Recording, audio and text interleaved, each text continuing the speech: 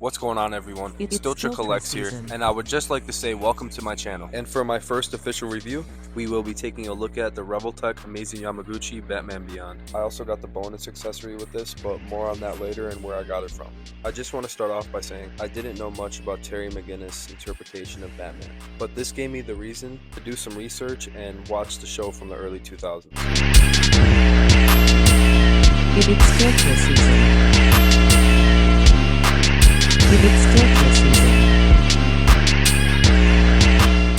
Yeah, they really don't do it like how they used to. Also, mind you, this show premiered in 1999, older than me. To start, I really like how Revoltech has always done their boxes. I know some people prefer their old style, but I like both, to be honest. The back of the box shows the accessories, as well as some cool poses with the figure and the wings in it. This is probably one of my favorite new styled Yamaguchi boxes. The side of the box shows some cool close-ups of the head sculpts that this figure comes with.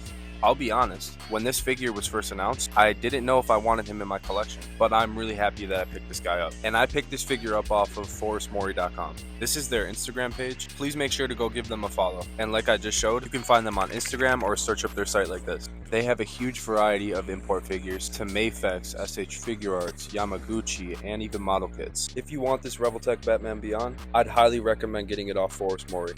Fast shipping and a great company.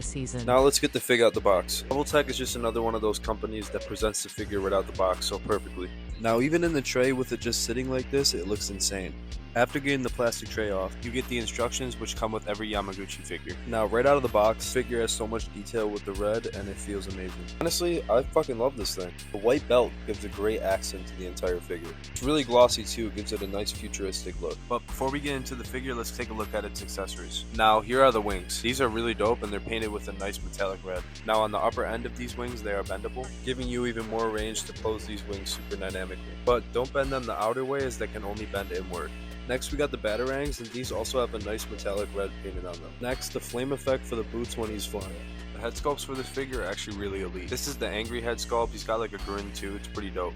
Here's the sculpt that comes on the figure when you get it. This one is nice, but I've already seen some custom head sculpts and I'll probably end up grabbing one for this figure. Now here are the bonus hands, and you can only get these if you pre-order off Kyoto directly or through ForestMori like how I did. Now I wouldn't say these are an absolute must to owning the figure. I would say for a Revoltech, it comes with the lower side of accessories. If you really like the character and want an extra look for your Batman Beyond, then get them. Definitely look cool for fighting scenes. Next up, the hand selection. For a Batman Beyond figure, I think this is all the hands you would need. First we got the clawed hands, which are probably my favorite out of the entire selection. Next we got a pair of sprawled out hands. I honestly really like how this whole figure is metallic. Next we got some flight or diving hands. Here are the batarang holding hands. You can probably fit other Batman accessories in them too. Here's the hand while holding the batarang. It also fits holding it on the inside way as well. Moving on to the wings and the installation, as well as the articulation. There are two inserts on the back for you to stick the ball peg in. The ball peg as well as the movement on the wings give you great range for dynamic poses.